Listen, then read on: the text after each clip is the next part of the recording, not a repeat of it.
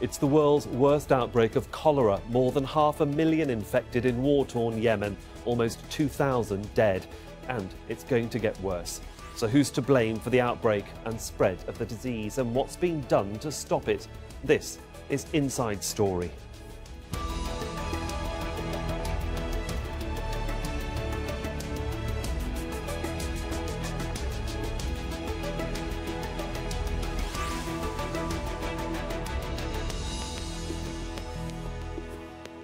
Hello, welcome to this edition of Inside Story. I'm Sohail Rahman. It's been called a forgotten war. It has caused the largest single-nation humanitarian crisis in the world in the poorest Arab country, Yemen. 2.5 years of war has killed more than 10,000 people and has left two-thirds of the population in urgent need of humanitarian aid. We're talking about 20 million people. The United Nations has raised only half of the money that it says it needs for ongoing aid efforts and has urged the international community to stop ignoring the war. And if that wasn't enough, a cholera epidemic that started 4 months ago is spreading fast. The health system has collapsed and 1 million malnourished children under the age of 5 are particularly vulnerable. Recently, the UN accused the Saudi-led coalition of stopping fuel supplies to aircrafts trying to deliver aid into Yemen. Now, Yemen's cholera outbreak is now the largest ever recorded in any country in any single year since records began. The World Health Organization reports that more than 500,000 people in Yemen have been infected since April, and if untreated, cholera can kill within hours. And in Yemen, it's already caused the deaths of more than 1,900 people. There are more than 5,000 new cases every day. The waterborne disease causes acute diarrhoea and dehydration. Yemen's 30,000 health workers have not been paid for nearly a year, and there's a lack of critical medical supplies. Well, let's bring in our guests for this edition of Inside Story. From Sana'a in Yemen, we have Suze van Meegen, Advocacy Advisor at the Norwegian Refugee Council in Yemen. From London is Bara Shiban. He's a Yemeni human rights activist and researcher for the human rights organisation Reprieve. And also in the UK, in Leeds, is Dr. Afshin Shahi, Senior Lecturer in Middle East Politics and Director of Undergraduate Studies at the University of Bradford. Welcome to all of my guests there. Can we just start with you, Suze van Meegen, in Sana'a? This ever-increasing and ongoing outbreak of cholera is actually worrying not just yourself while you're there, but the international community. To hit a landmark figure of 500,000 is absolutely astounding and must be of great concern to you. Yeah, that's right. We are seeing astonishing figures here. With new information that cholera has now reached 500,000 suspected cases across Yemen. And yet cholera is only one symptom of a much broader humanitarian crisis. We have 7 million people in dire need of food, 10 million people who need immediate aid in order to survive. And that's among a population of nearly 21 million who need aid within the course of this year. So the crisis is worsening and we're not seeing a response to match it. How difficult is it to get supplies in? We know that there are transport issues, which we'll discuss later in the programme, whether it be by sea, land or air. But sort of tell us what you're lacking and what sort of needs you need for the help.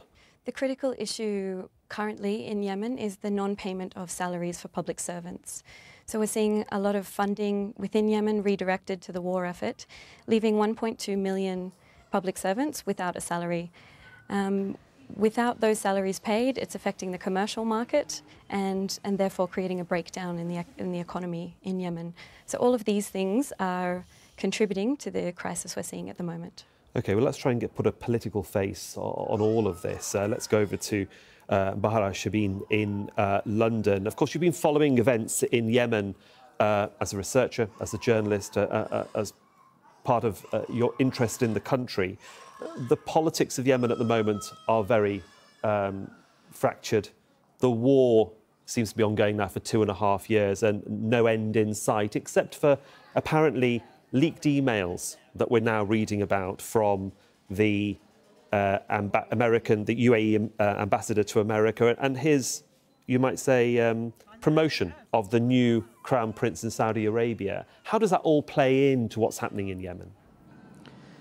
Well, I think it's the issue in Yemen. Yes, has a regional aspect, which is the involvement of Saudi Arabia. But I think the local aspect is quite crucial. The main problem in Yemen that actually the former president who signed an agreement, he left the presidency, but he actually never left power. Eventually, in September 2014, he was able to stage a coup that resulted in a rapid collapse of the state institutions, reaching to a situation that actually the Yemeni president was almost going to be killed, and then eventually it resulted in a full-scale war, and then we saw how events moved on from March 2015. And I think the main worrying aspect is actually the rapid collapse of the state institutions. Both parties don't seem that they actually are responsible, at least responsive enough to the situation on the ground. There has been some return of the legitimate government back in Aden, but as Suze pointed out clearly, the public sector hasn't been paid, and we can talk about aid coming into the country, but actually no one can cover for the absence of the state, and the state institutions have been collapsing, and there hasn't been no real efforts to actually prevent that from happening. Well, we'll move on just very briefly, because I want to bring in these emails which actually link everything together for our viewers at home. Let's just give you some more information here, that according to these leaked emails, Saudi Arabia has been seeking a way out of the conflict in Yemen. Now, correspondence from the UAE ambassador to Washington suggests that Saudi Arabia's Crown Prince Mohammed bin Salman told two former American officials that he, quote, wants out of the two-year Yemeni war. Now, the email also reveals that he's prepared to tolerate better ties with the US and Iran. The conversation apparently took place at least 1 month before Saudi Arabia, the UAE, Bahrain, Egypt all cut ties with Qatar, accusing it of being too close to Iran. Let me bring in Dr. Afshin Shahi in Leeds. Of course, this all centres, whether it's state institutions collapsing, it centres around the fact that they are collapsing because there is a war in the country.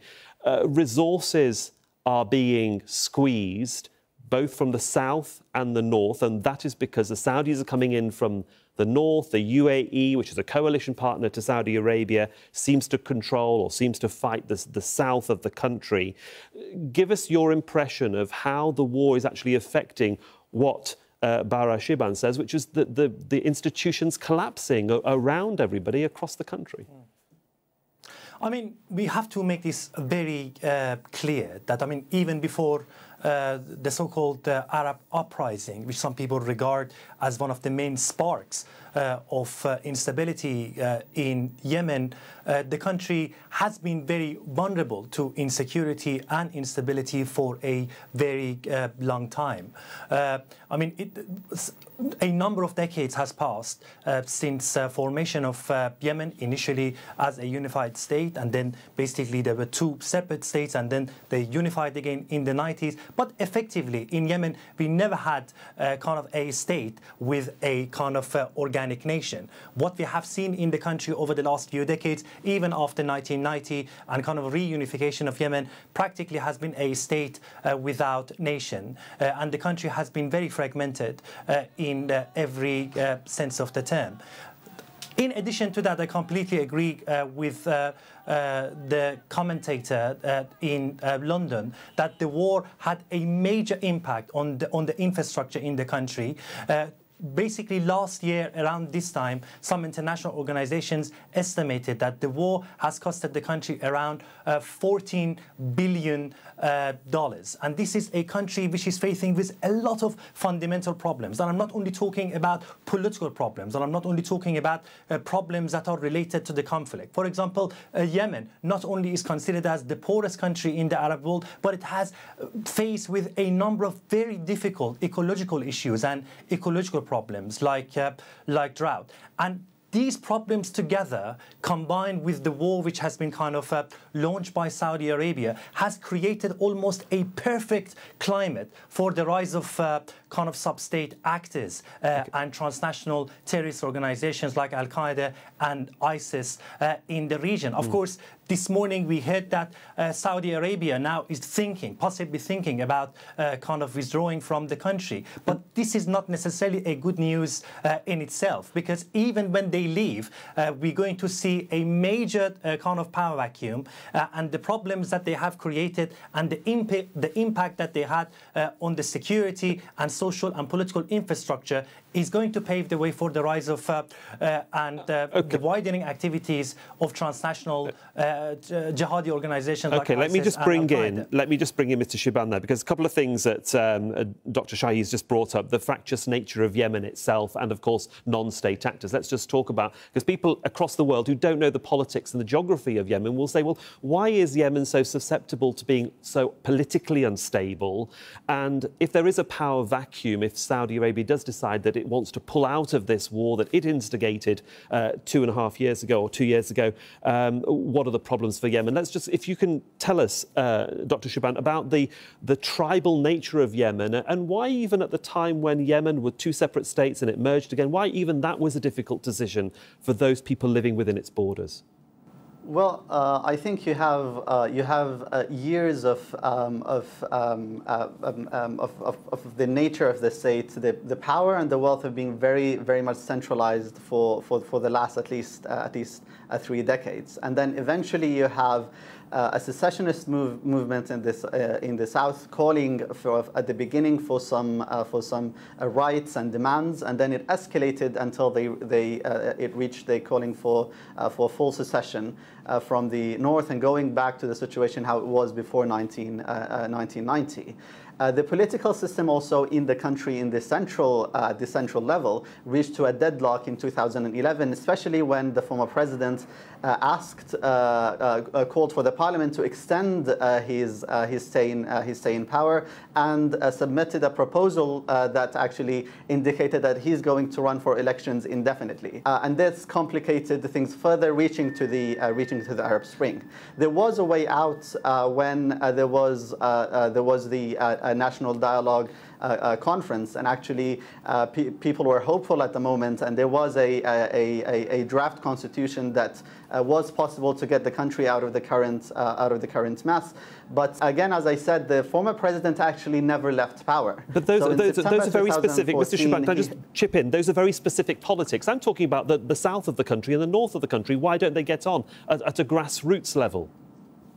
Well, because you have the main players who were supposed to leave power in 2011 and actually pave the way through both the north and the south. And it's not just the north and the south, by the way. You have the central part of Yemen. People are frustrated of how much wealth and power is very much concentrated specifically around Sana'a for the past three decades. Okay. But the federal plan was rejected by the former president. So when the federal plan was rejected, this was an indication to the southerners and the rest part of the country that the elite in Sana'a want to continue grabbing power, and then eventually it resulted into conflict. 6 months later, after the conflict, the Saudi-led coalition involved. And I think now we are in a situation that even the Saudis can't afford leaving the country, because it will create a power vacuum, and no one is able to fill in completely this absence of power. Okay.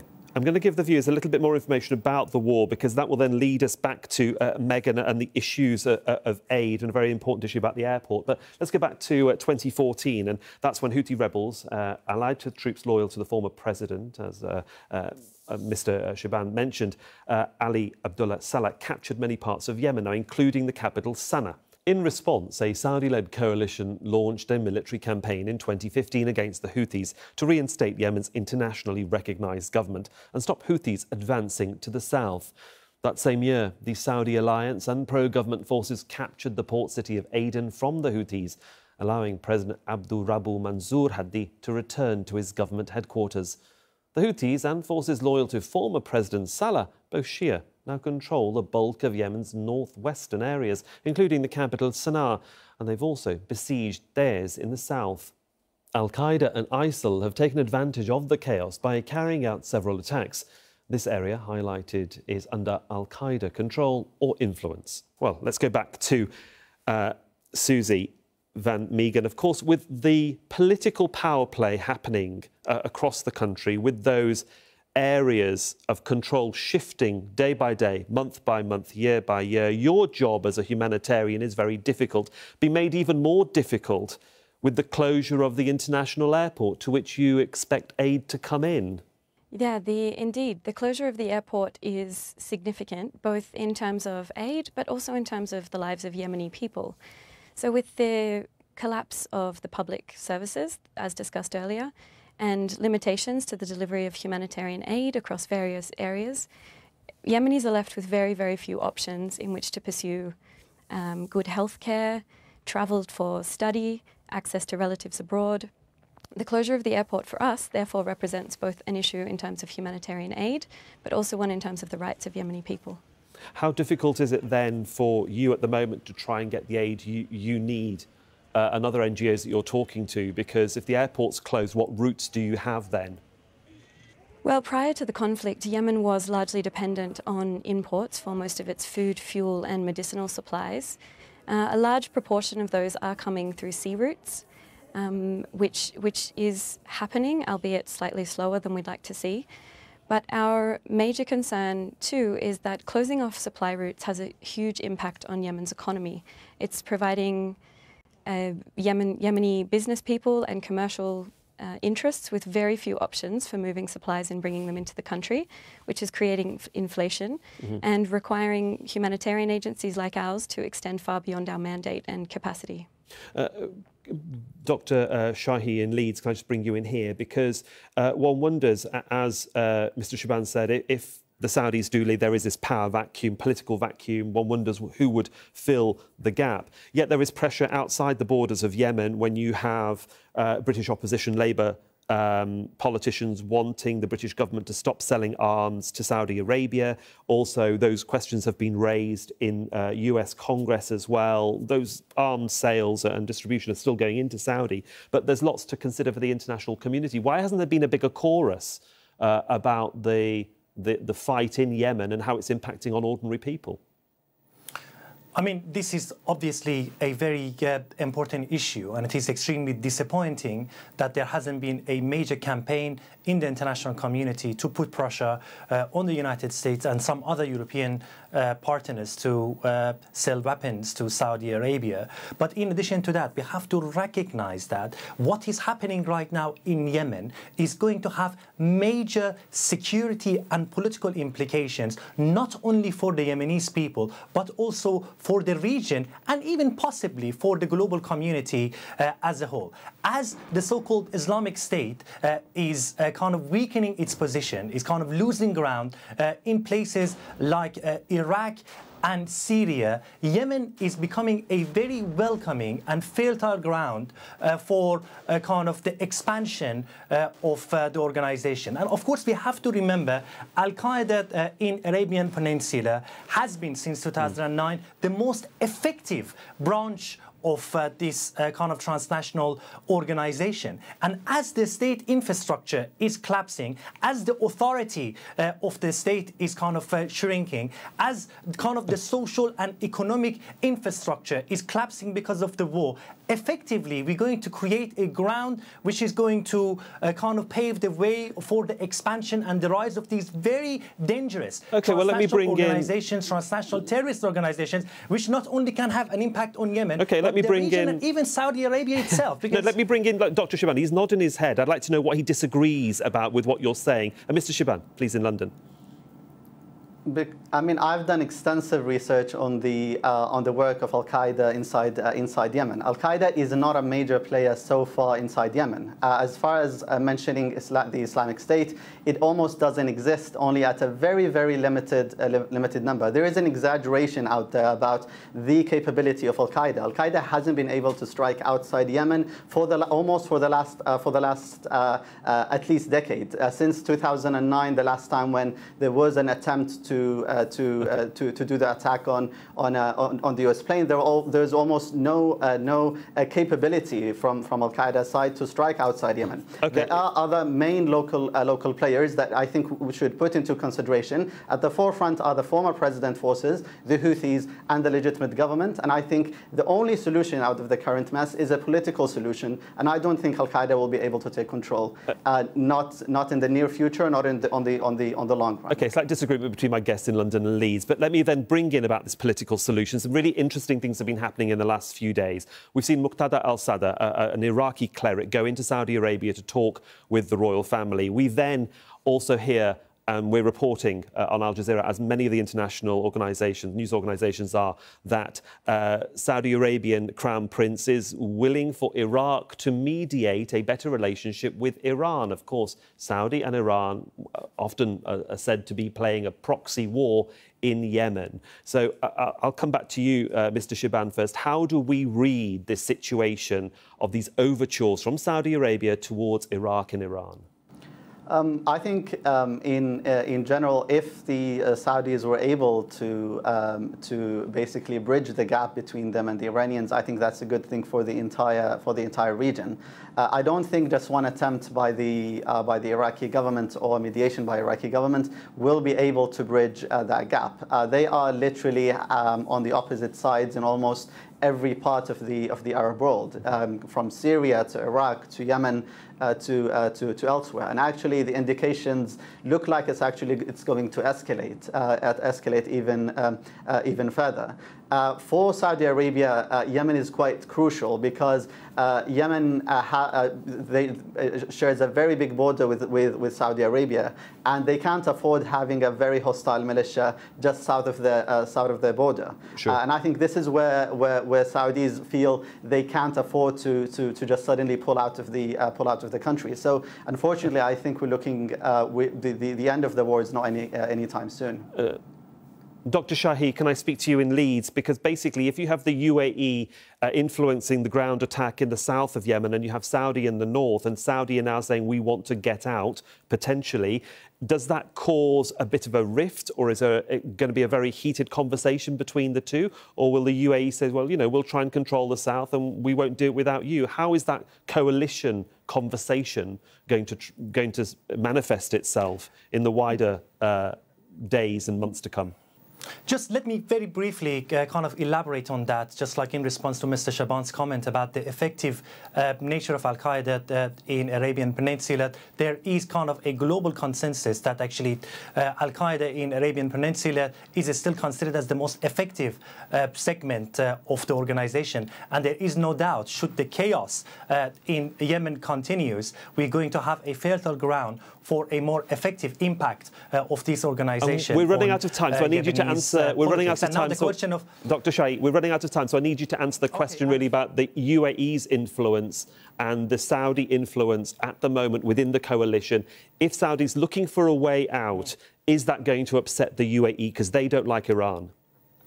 The thing is, I mean, the Saudis have not responded yet to the comment which was made by the Iraqi Prime Minister yesterday, because to me it sounds unbelievably difficult to digest that the Saudis have approached the Iraqis, who are extremely close to Iranians, and they are considered to be very biased, to basically encourage them, to invite them to act as the mediators. Why didn't they kind of approach, for example, the Kuwaitis or any other kind of more neutral players in the region? So there are still a bit of doubt about basically the future involvement of Iraq as a mediator and a potential rapprochement between Saudi Arabia and Iran. And the other more important question is, Yemen is considered as the Vietnam of Saudi Arabia. And of course, United Arab Emirates is part and parcel of this equation. From the very day that this military campaign started, almost every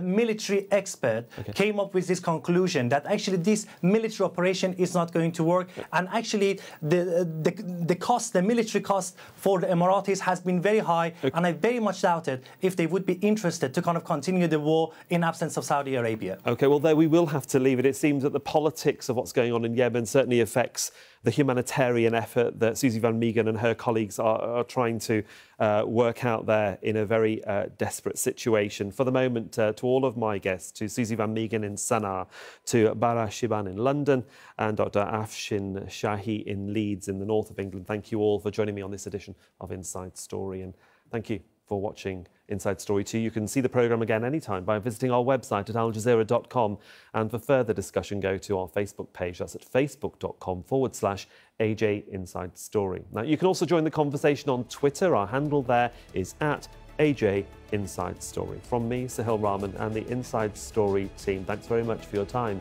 and your company.